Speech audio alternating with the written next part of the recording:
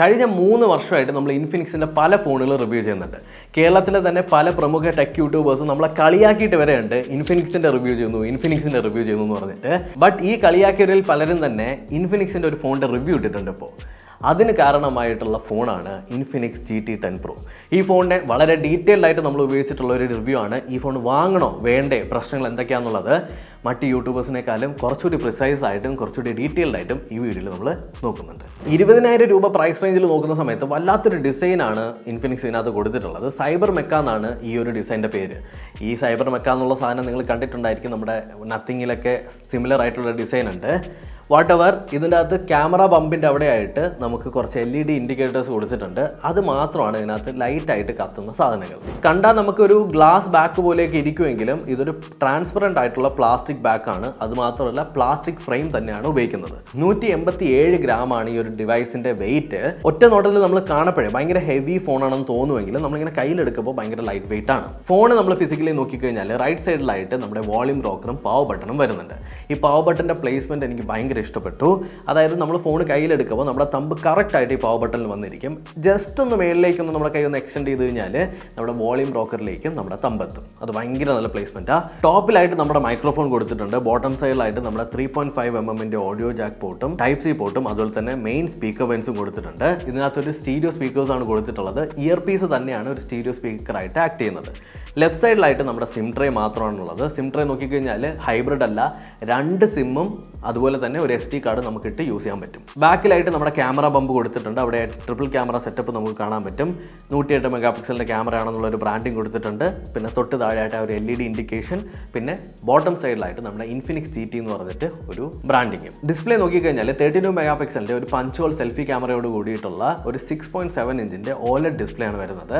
120 Hz ആണ് ഇതിൻ്റെ refresh rate. അതുപോലെ തന്നെ പീക്ക് ബ്രൈറ്റ്നസ് 900 Hz ആണ്. ഓക്കെ, ഈ 900 Hz എന്ന് പറയുന്ന സമയത്ത് കണ്ണ് മഞ്ഞളിക്കേണ്ട കുറച്ച് പ്രശ്നങ്ങളുണ്ട്, ഞാൻ പറഞ്ഞുതരാം. ആദ്യം തന്നെ നമ്മുടെ ഡയറക്റ്റ് കോമ്പറ്റീറ്റർ, അതായത് ഈ ഫോണിൻ്റെ ഡയറക്റ്റ് കോമ്പറ്റീറ്റർ ആയിട്ടുള്ള പോക്കോ X5 Pro ആയിട്ട് നോക്കുന്ന സമയത്ത് ബ്രൈറ്റ്നസ് ലെവലിൽ ഭയങ്കര താഴെയാണ്. ഓട്ടോ ബ്രൈറ്റ്നസ് ഇടുന്ന സമയത്തും അതുപോലെ തന്നെ മാനുവൽ ബ്രൈറ്റ്നസ് ഇടുന്ന സമയത്ത് 2 ബ്രൈറ്റ്നസ് ആണ് എനിക്ക് ഫീൽ ചെയ്തിട്ടുള്ളത് പുറത്ത് വെച്ച്. നല്ല വെയിലുള്ള സിറ്റുവേഷൻ ആണെങ്കിൽ ഓട്ടോ ബ്രൈറ്റ്നസ് ഇട്ടാൽ കുറച്ചുകൂടി ബ്രൈറ്റ്നസ് കയറുന്നുണ്ട്. എന്നാൽ മാനുവലിൽ നമ്മൾ എത്ര ബ്രൈറ്റ്നസ് ആക്കി കഴിഞ്ഞാലും എവിടെയൊക്കെ ഒരു പ്രശ്നമുള്ളതുപോലെ. ഇൻ ഡിസ്പ്ലേ ഫിംഗർ പ്രിൻറ്റ് റീഡറാണ് ഇൻഫിനിക്സ് ഇതിനകത്ത് ആഡ് ചെയ്തിട്ടുള്ളത്. പക്ഷേ ഇതിൻ്റെ പ്ലേസ്മെൻറ്റ് ഒരുമാതിരി വല്ലാത്ത പ്ലേസ്മെൻ്റ് ആയിപ്പോയി. അതായത് ഫോണിൻ്റെ ഏറ്റവും താഴത്തേക്കാണ് ഈ ഒരു ഫിംഗർ പ്രിൻറ്റ് റീഡറിൻ്റെ പ്ലേസ്മെൻറ്റ്. അതുകൊണ്ട് തന്നെ ഒരു ഇൻ ഡിസ്പ്ലേ ഫിംഗർ പ്രിൻറ്റ് റീഡറുള്ള ഫോണിൽ നിന്ന് അപ്ഗ്രേഡ് ചെയ്ത് വരുന്ന ആളുകൾക്ക് ഭയങ്കര ബുദ്ധിമുട്ടാണ് ഇതിങ്ങനെ താഴേക്ക് നമ്മുടെ തമ്പ് കൊണ്ടുവരാനായിട്ട്. അതൊരു പ്രശ്നമായിട്ട് എനിക്ക് ഫീൽ ചെയ്യുന്നുണ്ട്. അപ്പാർട്ട് ഫ്രം ദാറ്റ് ഭയങ്കര ഫാസ്റ്റ് ആയിട്ടുള്ളൊരു ഫിംഗർ പ്രിൻറ്റ് റീഡർ തന്നെയാണ്. എനിക്ക് ഇതുവരെ ഒരു ലാഗോ ഇഷ്യൂസോ ഒന്നും ഫീൽ ചെയ്തിട്ടില്ല. ഏറ്റവും ബെറ്റർ ആയിട്ടുള്ള ഐ കംഫർട്ടിന് വേണ്ടിയിട്ട് ഹൈ ഫ്രീക്വൻസി PWM ഇതിനകത്ത് യൂസ് ചെയ്യുന്നുണ്ട്. അൺഫോർച്ചുനേറ്റ്ലി നമ്മുടെ ഈ ഒരു ഡിസ്പ്ലേക്കകത്ത് HDR10+ സപ്പോർട്ട് ചെയ്യുന്നില്ല. എന്നാൽ നമ്മൾ യൂട്യൂബിലെ HDR വീഡിയോസൊക്കെ കാണുന്ന സമയത്ത് ഭയങ്കര ക്വാളിറ്റി ആയിട്ട് ഫീൽ ചെയ്യുന്നുണ്ട്. അതുപോലെ തന്നെ വിഡ്വൈൻ L1 സപ്പോർട്ടഡ് ആയതുകൊണ്ട് തന്നെ നെറ്റ്ഫ്ലിക്സിലും ആമസോൺ പ്രൈമിലും ഹൈ ക്വാളിറ്റിയിൽ തന്നെ നമുക്ക് സ്ട്രീം ചെയ്യാനും പറ്റും. ഇൻഫിനിക്സ് ഇതിനകത്ത് ഒരു OLED ഡിസ്പ്ലേ ആണ് കൊടുത്തിട്ടുള്ളത്, ഞാൻ പറഞ്ഞിട്ടുണ്ട്. ഏക പ്രശ്നം എനിക്ക് ഡിസ്പ്ലേയിൽ ഫീൽ ചെയ്തിട്ടുള്ളത് ഇതിൻ്റെ കളർ ആക്യുറസിയാണ്. കാര്യം ഒരു ബ്ലൂ ടിൻറ്റ് എപ്പോഴും ഇങ്ങനെ കീപ്പ് ചെയ്യുന്നത്, അതൊരു കൂൾ ഫീലാണ് എപ്പോഴും ഡിസ്പ്ലേയിൽ കിട്ടിക്കൊണ്ടിരിക്കുന്നത്. അത് മാത്രമേ ഡിസ്പ്ലേയിൽ എനിക്ക് എടുത്ത് പറയാൻ തക്ക ഇഷ്യൂസ് ഉള്ളൂ. എനിക്കൊരു ബാലൻസ് ആണ് എപ്പോഴും ഇഷ്ടം. ഒരിക്കലും ഒരുപാട് വാമും ആവാൻ പാടില്ല, ഒരുപാട് കൂളും ആവാൻ പാടില്ല. ഒരു ബാലൻസ് കണ്ടുപിടിക്കണം. ബട്ട് അതിലെന്തോ ഇൻഫിനിക്സിന് പാളിപ്പോയി. ബാറ്ററിയുടെ കാര്യം പറയുന്ന സമയത്ത് 5000 mAh ഒരു ബാറ്ററി ബാക്കപ്പ് ആണ് ഇതിനകത്ത് വരുന്നത്. അതുപോലെ തന്നെ നമുക്ക് 45 വാട്ട്സിൻ്റെ ഒരു ചാർജറാണ് പെട്ടിക്കകത്ത് കിട്ടുന്നത്. 45 വാട്ട്സിൻ്റെ ചാർജർ എന്ന് പറയുമ്പോൾ ഡിസപ്പോയിൻറ്റഡ് ആവേണ്ട. ഒരു 30 മിനിറ്റ് ഞാൻ ചാർജ് ചെയ്ത സമയത്ത് ഏകദേശം ഒരു 70%, 72% വരെയൊക്കെ ചാർജ് കയറി. 0 നിന്ന് 100 വരെ ആവാനായിട്ട് എനിക്ക് ഏകദേശം 65 മുതൽ 70 മിനിറ്റ് വരെയൊക്കെ യൂസ് കേസ് അനുസരിച്ച് എടുക്കുന്നുണ്ട്. ഇനി സ്പീക്കേഴ്സ് പറയുമ്പോൾ ഉണ്ടല്ലോ ഭയങ്കര കോമഡിയാണ്. അതായത് സ്റ്റീരിയോ സ്പീക്കറാണ് തന്നിട്ടുള്ളത്. എന്നാൽ ഇതിനകത്തുള്ളൊരു സെറ്റപ്പ് എന്താണെന്ന് വെച്ചാൽ ഗെയിം കളിക്കുന്ന സമയത്തായാലും നമ്മൾ പാട്ടൊക്കെ കേൾക്കുന്ന സമയത്തായാലും നമ്മുടെ പ്രൈമറി സ്പീക്കറിൽ നിന്ന് കൂടുതൽ സൗണ്ടും നമ്മുടെ ഇയർ പീസിൽ നിന്ന് കുറച്ച് സൗണ്ട് മാത്രമായിട്ടായിരിക്കും വരിക. അതായത് യൂഷ്വലി നമ്മൾ സ്റ്റീരിയോ സ്പീക്കർ എന്ന് പറഞ്ഞാൽ 2 സൈഡിൽ നിന്നും പ്രോപ്പറായിട്ട് ഒരേ ലെവലിലുള്ള വോളിയം വരണം, എന്നാലേ അതൊരു സുഖം ഫീൽ ചെയ്യുള്ളൂ. ഒരു സൈഡിൽ കൂടുതലും ഒരു സൈഡിൽ കുറവായതുകൊണ്ട് എന്തോ ഒരു വശപ്പശക്ക് ഫീൽ ചെയ്യുന്നുണ്ട്. ലൈക്ക് പേരിന് വേണ്ടിയിട്ട് അവർ ഇയർ പീസിൽ കുറച്ച് വോളിയം എക്സ്ട്രാ ആഡ് ചെയ്തതാണെന്നാണ് എനിക്ക് തോന്നുന്നത്. ബട്ട് സ്റ്റിൽ നമുക്കതിനെ ഒരു ടെക്നിക്കലി സ്റ്റീരിയോ എന്ന് എഴുതാൻ പറ്റുമെങ്കിലും അതിനെ സ്റ്റീരിയോ ആയിട്ട് വിളിക്കാൻ പറ്റില്ല. ഈ ഒരു ഫോണിൻ്റെ അകത്ത് പാട്ടിടുന്ന സമയത്ത് നമുക്ക് ലൈറ്റ് കത്തും, അതായത് പുറകിലുള്ള LED ലൈറ്റുകൾ നോട്ടിഫിക്കേഷനും അതുപോലെ തന്നെ ഗെയിം കളിക്കുന്ന സമയത്തും നിങ്ങൾക്ക് കോളുകൾ വരുന്ന സമയത്തും മ്യൂസിക് ഇടുന്ന സമയത്തും മ്യൂസിക്കിനനുസരിച്ച് ലൈറ്റ് ഇങ്ങനെ കത്തുന്നത് കാണാൻ പറ്റും. ഈ ഒരു ലൈറ്റിനെ നമുക്ക് കസ്റ്റമൈസ് ചെയ്ത് ഓരോ സ്റ്റൈലിലും ആക്കാൻ പറ്റും. വലിയ ഗുണമൊന്നുമില്ല, എന്നാലും കൊള്ളാം. Android 13 ബേസ് ചെയ്തിട്ടുള്ള XOS 13 ആണ് ഇതിനകത്ത് ഔട്ട് ഓഫ് ദ ബോക്സ് കിട്ടുന്നത്. ഗെയിം മോഡ് എന്ന് പറഞ്ഞിട്ടൊരു മോഡ് ഇതിനകത്ത് വരുന്നുണ്ട്. AI വെച്ചിട്ട് നമ്മുടെ ഗെയിമിനെ മൊത്തത്തിൽ ഒപ്റ്റിമൈസ് ചെയ്ത് ഫ്രെയിം റേറ്റ് ഒക്കെ കൂട്ടി സ്റ്റെബിലിറ്റി ഒക്കെ കൂട്ടി ഭയങ്കര അടിപൊളി പെർഫോമൻസ് തരിക എന്നുള്ളതാണ് ഈ ഒരു മോഡിൻ്റെ ഉദ്ദേശം. ഇവിടെ നിങ്ങൾ ഓർത്ത് വെച്ചോ, ഞാൻ കുറച്ചുകൂടി കഴിഞ്ഞിട്ടൊരു സാധനം പറഞ്ഞുതരാം. ഓക്കെ, കോമഡിയാണ്. പെർഫോമൻസ് നോക്കുന്ന സമയത്ത് MediaTek Dimensity 8050 ആണ് ഇതിനകത്ത് യൂസ് ചെയ്യുന്ന പ്രോസസ്സർ. ഒരു 6 നാനോമീറ്റർ പ്രോസസ്സറാണ്. അതുപോലെ തന്നെ ഈ ഒരു പ്രോസസ്സർ ഒരു ഗെയിമിംഗ് പ്രോസസ്സർ അല്ല, ഭയങ്കര ഹൈ പെർഫോമിംഗ് പ്രോസസ്സറും അല്ല. എന്നാൽ നല്ലൊരു സ്കോർസ് നമ്മൾ ബെഞ്ച് മാർക്കിൽ കിട്ടുന്നുണ്ട്. 120 Hz റിഫ്രഷ് ആയിട്ടുള്ള ഒരു ഫോണിൻ്റെ അകത്ത് ഗെയിമുകളെല്ലാം 60 Hz ക്യാപ്പ് ചെയ്ത് വെച്ചിരിക്കുക. അതായത് നിങ്ങൾ ഏത് ഗെയിം എടുത്ത് കളിച്ചു കഴിഞ്ഞാലും 60 FPS മേളിൽ കിട്ടില്ല ഈ ഫോണിൽ. അപ്പോൾ നമ്മൾ നേരത്തെ പറഞ്ഞ ഈ ഗെയിം മോഡിൻ്റെ ഉദ്ദേശം എന്താണെന്ന് എനിക്ക് മനസ്സിലാവുന്നില്ല. ഏറ്റവും കൂടുതൽ FPS ഒക്കെ തന്ന് ഒപ്റ്റിമൈസ് ചെയ്തിട്ടൊന്നും ഒരു കാര്യമില്ല പിള്ളേരെ.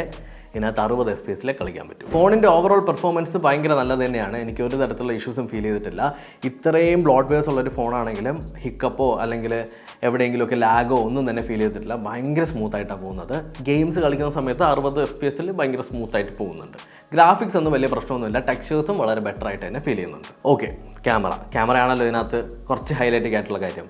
റിയർ ക്യാമറ നോക്കിക്കഴിഞ്ഞാൽ നമുക്ക് 108 മെഗാ പിക്സലിൻ്റെ ഒരു റിയർ ക്യാമറയും അതുപോലെ തന്നെ 2 മെഗാ പിക്സലിൻ്റെ ഒരു മാക്രോയും 2 മെഗാ പിക്സലിൻ്റെ ഒരു ഡെപ്തും കൊടുത്തിട്ടുണ്ട്. ഈ 2 മെഗാ പിക്സലിൻ്റെ 2 ക്യാമറ ഉണ്ടല്ലോ, വേസ്റ്റ് സാധനം, നോക്കണ്ട.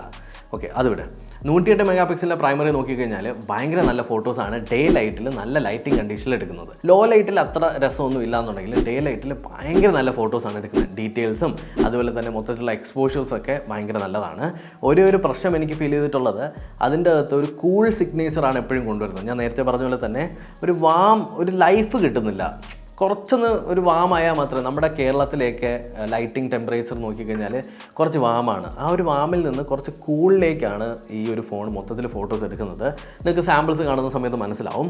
പിന്നെ നമുക്ക് 108 മെഗാ പിക്സലിൻ്റെ ക്യാമറ മോഡ് എനേബിൾ ചെയ്ത് കഴിഞ്ഞാൽ റോ ആയിട്ടുള്ള, അതായത് നമ്മൾ കണ്ണിൽ എന്താണോ കാണുന്നത് അതേപോലത്തെ ഫോട്ടോസ് കിട്ടും. എന്നാൽ AI വെച്ച് നമ്മൾ ഫോട്ടോ എടുത്തു കഴിഞ്ഞാൽ, നോർമൽ ക്യാമറ വെച്ച് ഫോട്ടോ എടുത്തു കഴിഞ്ഞാൽ പച്ചയും നീലയും ചുവപ്പും മഞ്ഞയൊക്കെ നല്ല ഒന്ന് പൊലിപ്പിച്ച് കുറച്ച് ഉഷാറാക്കി തരും. സെൽഫീസ് നോക്കുന്ന സമയത്ത് സിമിലർ സിറ്റുവേഷൻ തന്നെയാണ്. കുറച്ചൊരു കൂൾ സിഗ്നേച്ചറാണ്. ഒരു ലൈഫ് ഫീൽ ചെയ്യുന്നില്ല എന്നേ ഉള്ളൂ. ക്വാളിറ്റിയൊക്കെ അത്യാവശ്യം നന്നായിട്ട് തന്നെ എനിക്ക് ഫീൽ ചെയ്യുന്നുണ്ട്.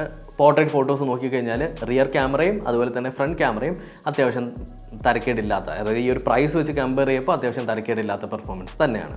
ഇനി വീഡിയോയുടെ കാര്യം പറയുന്ന സമയത്ത് റിയർ ക്യാമറയിൽ നമുക്ക് 4K 30 FPS ഷൂട്ട് ചെയ്യാൻ പറ്റും. എന്നാലൊരു പ്രശ്നമുണ്ട്.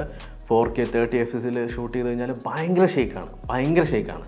എന്നാൽ 1080p ഷൂട്ട് ചെയ്യുമ്പോൾ ഭയങ്കര സ്റ്റെബിലൈസ്ഡ് ആയിട്ടുള്ള ലൈക്ക് ജെല്ലി എഫക്റ്റ് ഒന്നും ഇല്ലാത്ത അത്യാവശ്യം നല്ല ഫുട്ടേജ് കിട്ടും. സോ ഞാൻ റെക്കമെൻഡ് ചെയ്യുന്നത് എപ്പോഴും 1080 ഷൂട്ട് ചെയ്യാനാണ്. എന്നാൽ 4K നമ്മൾ ഒരു 50 മിനിറ്റ് വരെ ഷൂട്ട് ചെയ്ത് ടെസ്റ്റ് ചെയ്തിട്ടും അത്യാവശ്യം ഹീറ്റോ കാര്യങ്ങളോ ഒന്നും ഉണ്ടായിട്ടില്ല. ആകെ ഹീറ്റായിട്ടുള്ള സിറ്റുവേഷൻസ് ഞാൻ അവസാനം പറഞ്ഞുതരാവേ. ആദ്യം പറഞ്ഞ ക്വസ്റ്റ്യൻ, നിങ്ങൾ ഈ ഫോൺ വാങ്ങണോ വേണ്ടേ? 20,000 രൂപയാണ് ഈ ഒരു ഫോണിൻ്റെ പ്രൈസ്.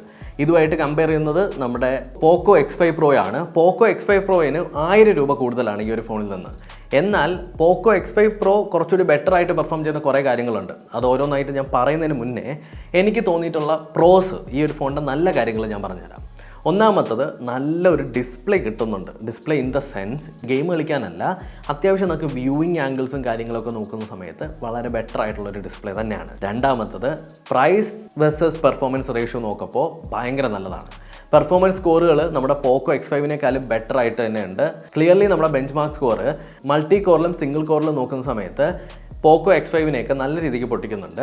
ഗെയിമിംഗ് ഫോൺ എന്ന രീതിയിൽ ഈ ഒരു ഫോണിന് അത്ര പെർഫോമൻസ് വാല്യൂ ഉണ്ടെന്ന് എനിക്ക് തോന്നിയിട്ടില്ല. ഗെയിമുകൾ ക്യാപ്പ് ചെയ്ത് വെച്ചിട്ടുണ്ട്, അങ്ങനെയുള്ള ഇഷ്യൂസ് ഉണ്ട്. അടുത്ത നല്ലൊരു കാര്യം എനിക്ക് ഫീൽ ചെയ്തിട്ടുള്ളത് ബാറ്ററി ലൈഫ് തന്നെയാണ്. അറൗണ്ട് ഒരു 1.5 ദിവസം എനിക്ക് നല്ലൊരു ബാറ്ററി ലൈഫ് ഈ ഒരു ഫോണിനകത്ത് കിട്ടിയിട്ടുണ്ട്. ഒറ്റ തവണ ചാർജ് ചെയ്തിട്ടേ ഉള്ളൂ.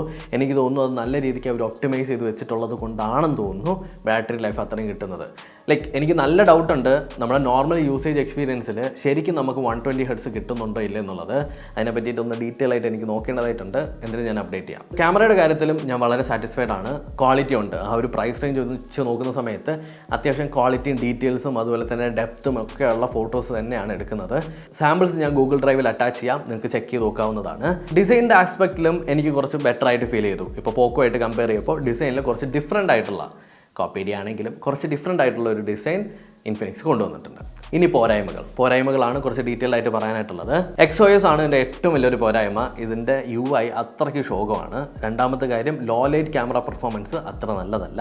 പിന്നെ മെയിനായിട്ട് ഞാൻ എടുത്തെടുത്ത് പറഞ്ഞ കാര്യം, ഗെയിമുകളെല്ലാം 60 FPS ക്യാപ്പ് ചെയ്ത് വെച്ചിരിക്കുകയാണ്. അപ്പോൾ ഒരു ഗെയിമിംഗ് ഫോണാണ് നിങ്ങൾ നോക്കുന്നുണ്ടെങ്കിൽ ഉറപ്പായിട്ടും പോക്കോ X5 ആയിരിക്കും ഒരു ബെറ്റർ ചോയ്സ്. പോക്കോ X5 പ്രോയ്ക്കകത്ത് കുറച്ചുകൂടി ബെറ്റർ ആയിട്ടുള്ള ഒരു ബാറ്ററിയും അതുപോലെ തന്നെ ചാർജിങ്ങും ബെറ്റർ ആയിട്ടുള്ള ഡിസ്പ്ലേയും കിട്ടുന്നുണ്ട്. അറ്റ് ദ സെയിം ടൈം നമ്മുടെ ഗെയിമിംഗ് അല്ലെങ്കിൽ പെർഫോമൻസ് സ്കോറുകൾ നോക്കുമ്പോൾ നമ്മുടെ ഇൻഫിനിക്സ് ആണ് ടോപ്പിൽ നിൽക്കുന്നത്. ഇൻഫിനിക്സ് ഞാൻ പറയും, നിങ്ങൾക്ക് ഒരു great value for money smart phone വേണമെന്നുണ്ടെങ്കിൽ ഗോ ഫോർ ഇൻഫിനിക്സ്. ഒരു റിച്ച് അല്ലെങ്കിൽ പുതിയൊരു ഡിസൈൻ ആസ്പെക്റ്റ്, അതുപോലെ തന്നെ നല്ലൊരു ക്യാമറ, ബാക്കിയുള്ള ഓവറോൾ പെർഫോമൻസ് ഒക്കെ വളരെ നല്ലതാണ്. എന്നാൽ നിങ്ങൾക്ക് ഒരു ഗെയിമിംഗ് ഫോണാണ് വേണ്ടതെന്നുണ്ടെങ്കിൽ ഉറപ്പായിട്ടും go for Poco X5 Pro. Simple. ഇത്ര മാത്രമേ ഉള്ളൂ ഈ ഒരു വീഡിയോ ഇഷ്ടപ്പെട്ടു എന്ന് കരുതുന്നു. ഇതിനകത്ത് ഒരുപാട് പരാമർശങ്ങൾ വന്നേക്കാം. എല്ലാം കമൻറ്റ് സെക്ഷനിൽ കമൻറ്റ് ചെയ്യുക. അടുത്തൊരു വീഡിയോയിൽ വീണ്ടും കണ്ടുവന്നായിരിക്കും. Bye. Love you guys. Tata.